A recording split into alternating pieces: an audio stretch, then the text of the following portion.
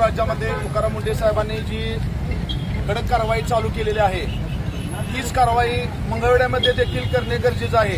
जरी आपल्याला वाटत असेल फक्त शहरी भागातच ही कारवाई किंवा बेसळ होते, पण त्याचं लोन आता पूर्ण ग्रामीण भागापर्यंत आलेलं आहे। आता आपल्या भागामध्ये देखील दुधामध्ये, अन्नपदार्थामध्ये किंवा स्वीट मार्टमध्ये ह्यामध्ये देखील मोठ्या प्रमाणात बेसळ सध्या देखील चालू आहे।